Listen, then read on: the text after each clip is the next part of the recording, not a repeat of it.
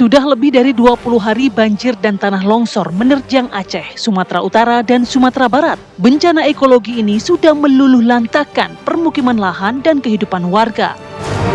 Presiden Prabowo Subianto menyoroti serius bencana alam yang terjadi. Secara berkala, Presiden meninjau langsung situasi penanganan bencana di Pulau Sumatera. Prabowo berkomitmen bahwa pemerintah mampu tangani bencana dan terus bekerja keras memenuhi kebutuhan para korban. Prabowo juga menekankan bahwa dirinya tak bekerja sendirian, melainkan bekerja dibantu oleh para jajaran Menteri Kabinet Merah Putih, para relawan yang bergotong royong, pemerintah daerah, hingga jajaran lembaga lainnya. Dalam sidang Kabinet Paripurna di Istana Negara Jakarta, Presiden memberikan arahan kepada sejumlah menteri dan wakil menteri Kabinet Merah Putih. Lantas, apa saja arahan Presiden Prabowo Subianto dalam sidang Kabinet Paripurna terkait penanganan bencana? Sudah ke sana beberapa kali, ke Aceh saya sudah 3 kali, ke Sumatera Utara 2 kali, ke Sumatera Barat baru 1 kali. Rencananya saya akan segera ke sana lagi. Saya merencanakan minimal seminggu sekali akan saya lihat daerah itu untuk memantau perkembangan. Jadi saya ingin ucapkan terima kasih kepada semua petugas di lapangan. Ya, semua lapisan saya lihat dari yang tertinggi, para menteri, para wakil menteri, para kepala badan, saya lihat di lapangan. Saya lihat dirut-dirut perusahaan-perusahaan yang penting ada di lapangan. Jangan pejabat-pejabat tokoh-tokoh datang ke daerah bencana hanya untuk foto-foto dan untuk dianggap hadir. Ya, mohon sebaliknya kita tidak mau ada budaya wisata bencana. Jangan. Kalau datang benar-benar harus ada tujuan untuk membantu mengatasi masalah. Saya ditelepon banyak pimpinan kepala negara yang ingin kirim bantuan, saya bilang terima kasih. Concern Anda, kami mampu. Indonesia mampu mengatasi ini. Ya. Ada yang teriak-teriak ingin ini dinyatakan bencana nasional. Kita sudah kerahkan, ini 3 provinsi dari 38 provinsi. Jadi situasi terkendali, saya monitor terus, ya, dan kita sudah merencanakan segera akan kita bentuk, apakah kita namakan badan atau satgas rehabilitasi dan rekonstruksi. Segera kita akan bangun hunian-hunian sementara dan hunian-hunian tetap. Bahkan mungkin saya dapat laporan dari Menteri Perumahan, ya, mungkin mulai hari Minggu ini kita sudah mulai membangun 2000 rumah. Ya, ini memang kita tahu betul ya, memang Presiden Prabowo kan sudah berulang kali kemudian mengunjungi, bahkan melihat langsung kondisi lapangan, memastikan para menterinya bekerja dengan benar begitu ya. Betul, dan tadi juga dikatakan bahwa seminggu sekali saya akan pantau langsung bagaimana perkembangannya. Tuh, jangan langsung jadi fokus. nih nanti menterinya. Betul, langsung jadi fokus perhatian Presiden. Dan satu lagi yang bisa di-highlight adalah jangan sampai ada yang ngambil keuntungan, baik itu keuntungan secara politik maupun keuntungan secara material dalam kondisi bencana seperti ini ya. Kita sepakat akan hal itu, tapi apa sebenarnya makna politik ya dari pernyataan Presiden Prabowo? Kita akan bahas langsung bersama dengan Prof. Karim Suryadi, pakar komunikasi politik Indonesia, Pendidikan Indonesia, sudah tersambung bersama kami. Prof. Karim, selamat pagi. Selamat pagi, Maria, Reza. Ya, terima kasih sudah bergabung bersama kami, Prof. Dan juga sudah ada di studio bersama kami ada Prof. Nyarwi Ahmad, analis politik UGM. Mas Nyarwi, selamat pagi. Pagi, Maria, Reza. Oke, menarik kalau kita simak apa pernyataan dari Presiden Prabowo. Singkat, tapi nampaknya banyak yang bisa dibahas. Menurut Anda seperti apa nih, Mas Nyarwi? Ya, saya kira banyak ya. Dari beberapa poin aja kita bisa dapatkan. Yang pertama yang tadi dikutip ya, Presiden itu memperjelas ya, jangan ada wisata bencana. Mhm.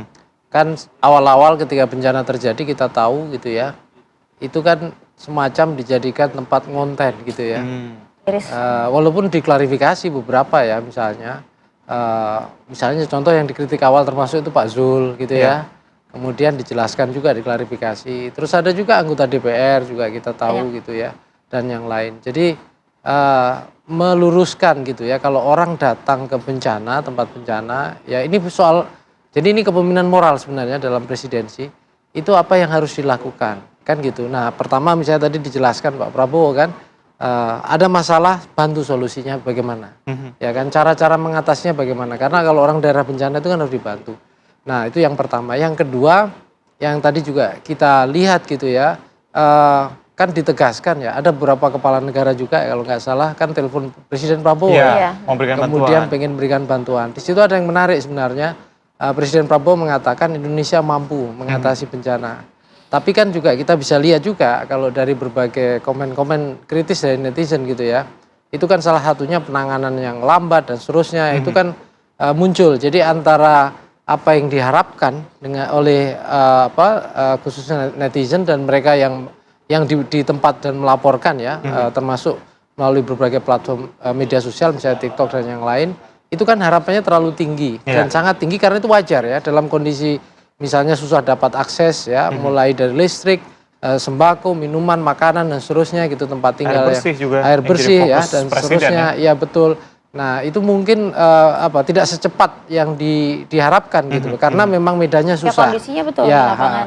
makanya di sini sebenarnya kan saya lihat ini kalau ke negara asing memang sudah selayaknya presiden harus menunjukkan bahwa kami mampu gitu loh. Oke, artinya menurut pernyataan saya. presiden itu sebenarnya ditujukan untuk rakyat atau untuk negara-negara asing yang Ya ingin menyatakan negara bantuan? asing ya, meyakinkan masyarakat ya, tapi khusus saya kira ya kalau terkait dengan birokrasi, kementerian dan seterusnya, itu kata mampu di situ harus ditambahkan harus mampu, kan gitu. Jadi karena apa? Karena di mata rakyat itu yang mungkin harapannya terlalu berlebihan, memang wajar ya. Dan kemudian kemampuan menangani dianggap kurang cepat, walaupun sudah berusaha cepat gitu ya. Itu kemudian bisa jadi akan memunculkan skeptisisme.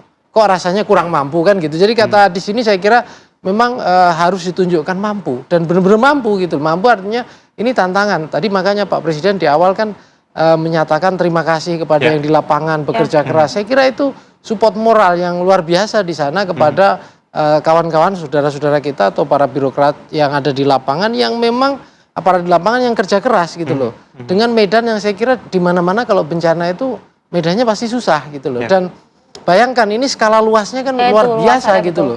Di 3 provinsi gitu. Nah, ini saya kira juga dengan berbagai kondisi apa yang ada hari ini, saya kira itu tidak semudah membalikkan telapak tangan. Artinya sudah tidak mudah seperti direncana di atas meja atau di atas kertas seperti itu. Karena tantangannya banyak sekali ya. Yang pasti adalah yang harus ditegaskan bahwa kementerian dan juga pemerintah harus mampu. Nah, Prof. Karim, ini kan Presiden juga sempat mengatakan bahwa memang seminggu sekali nanti saya akan pantau ke sana. Sudah 3 kali Presiden menuju ke sana. Ini makna yang ingin disampaikan sebenarnya apa?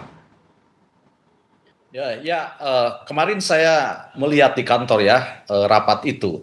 Dan saya mendengar langsung itu. Jadi pertama ada beberapa konteks. Yang pertama, Presiden sedang menunjukkan concern-nya yang luar biasa. Ini terlihat dari intensitas kunjungan, selain juga dari respon atas laporan Menteri yang disampaikan kemarin.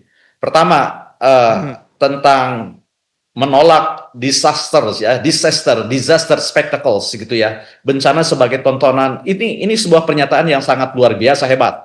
Jadi Presiden sedang memframing moral tentang tindakan mana yang boleh, yang patut, yang layak, dan tidak layak.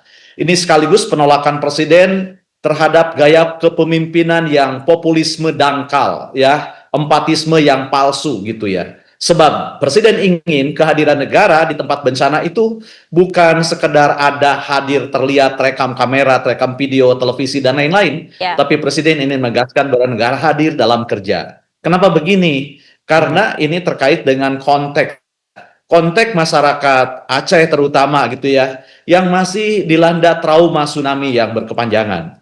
Jadi menurut saya kalau respon mereka begitu reaktif dibanding kelompok yang lain, itu wajar. Karena apa?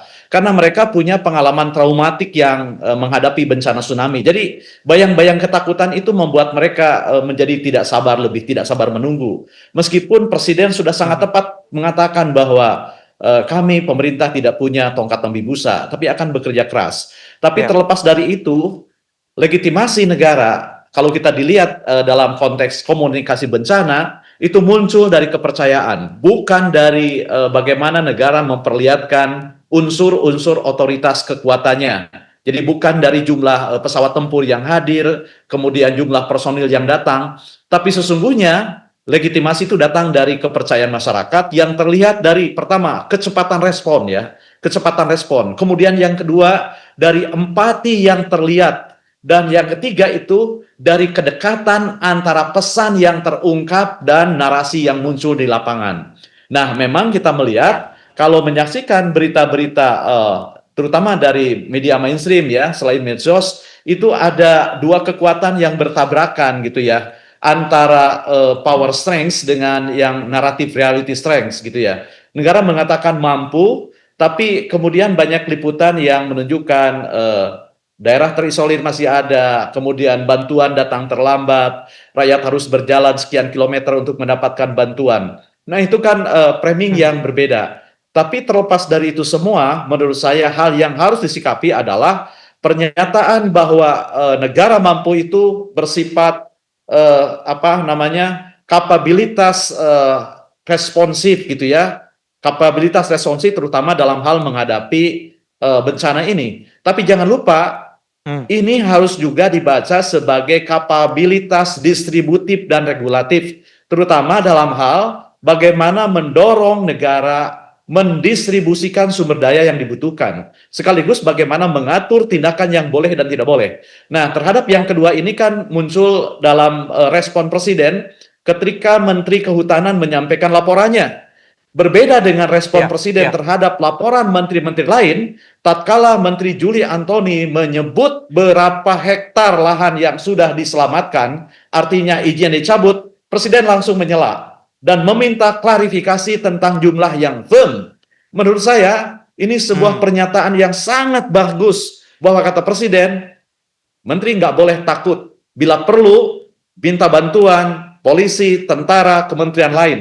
Ini dalam komunikasi politik merupakan sebuah comment clarity, sebuah perintah yang tidak ragu, yang tegas, singkat, sekaligus tidak menyediakan ruang yang abu-abu. Nah, ini apa pesannya? Pesannya ini memframing bahwa kejadian di Sumatera itu bukan semata-mata alamiah, tetapi disebabkan oleh tindakan pengrusakan yang nyata. Jadi kalau ditanya siapa penyebabnya, penyebabnya adalah pelaku pengrusakan itu gitu ya. Apalagi misalnya validasi empiriknya sudah sangat nyata gitu ya. Kayu yang gelondongan yang masuk gitu ya, yang nyata dipotong gitu ya. Jadi ini menegaskan bahwa banjir, longsor, deforestasi adalah tindakan ulah mereka yang merusak hukum. Dan dengan menyebut TNI dan polisi, kementerian lain, ini pesannya adalah Presiden sedang mengirim sinyal tentang integrasi kekuasaan negara. Sehingga bencana di sana, pengrusakan lingkungan, bukan masalah sektoral, tetapi merupakan masalah keamanan negara. Jadi menurut saya, ini senapas dengan apa yang pernah dialami Singapura ketika Lee Kuan Yew memimpin di sana. Ketika terjadi perusakan tata kota, Lee mengatakan, tegakkan hukum dengan pasti. Sebab sekali hukum menjadi cemoohan, dan itu kalau tidak ditegakkan akan jadi cemoohan, maka sekali hukum jadi cemoohan, maka ia akan kehilangan semua otoritasnya gitu ya. Jadi ini sebuah pernyataan yang jelas, singkat, padas, baik pernyataan pertama tentang menolak bencana jadi tontonan maupun yang kedua tentang jangan takut-takut itu. Baik. Iya, Prof. Karim, ini banyak juga yang menerjemahkan bahwa kehadiran Presiden seminggu sekali di sana seolah-olah bahwa mengawasi jangan sampai ada yang bermain begitu ya di sana, termasuk itu kementerian. Bagaimana Anda menyikapinya? Nanti kami akan bahas usai jeda, tetap bersama kami di Apa Kabar Indonesia Pagi.